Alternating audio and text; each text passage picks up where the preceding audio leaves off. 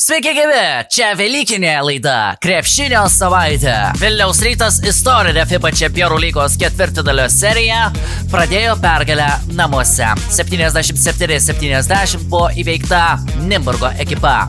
Tad serijoje iki 2 pergalių vilniečiai išsiveržė į priekį. Rezultatyviausias pergalingame mače buvo 25 minutės ant parketo praleidęs Džerikas Gardingas, kuris pelnė 19 taškų ir atkovojo 2 kamuolius.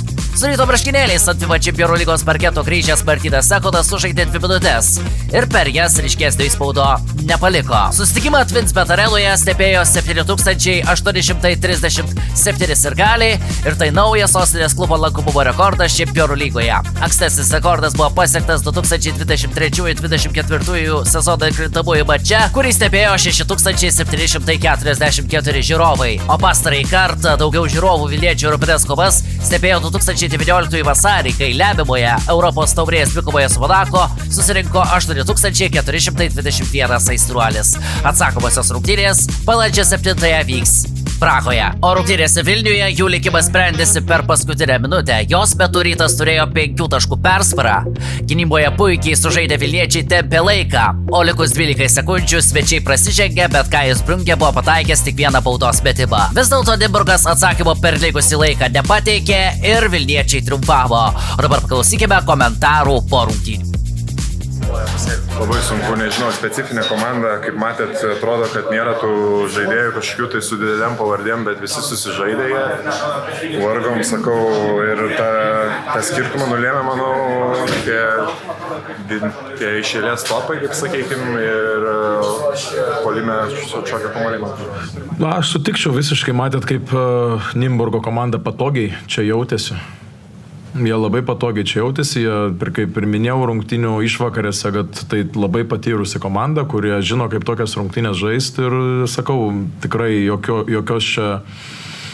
čia euforijų šiandien, jokių čia didelių emocijų nėra, nes žinom, kas laukia Prahoje.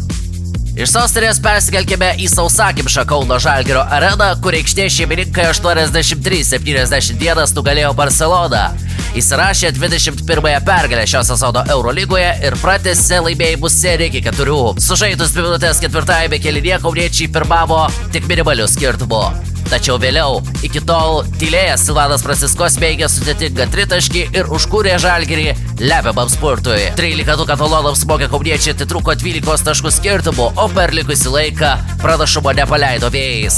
Francisko per 4 kėlinį pelnė net 14 taškų, o jo tritaškis iš labai toli prasidėjus paskutiniai minutei, galima sakyti, uždarė rungtynes. Kauniečiai pratęsė pergalių seriją namuose iki 7. Šiais metais Žalgiris Eurolygoje namų rungtynių dar nėra pralaimėjęs. Kadangi šiame ture nesėkmės patyrė ir artimiausi kauniečių konkurentai, žalgiriečiai įsitvirtino 6 vietoje. Kauniečiai taip pat alsuoja į nugarą Valencijos ir Tel Avivo Hapoel ekipoms, kurios dalinasi 4-5 pozicijas.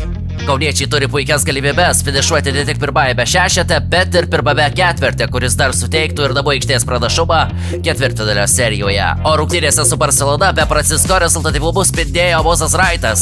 Jo sąskaitoje dvigubas dublis 18 taškų ir 11 atkovotų kamuolių. Nigelas Williamsas Gosas surinko 16. Kitą savaitę kauniečių laukia rungtynės su Dubajumi ir Belgrado Partizan ekipomis. O šiandien aš atsisveikinu. Gražių Velykų. Iki.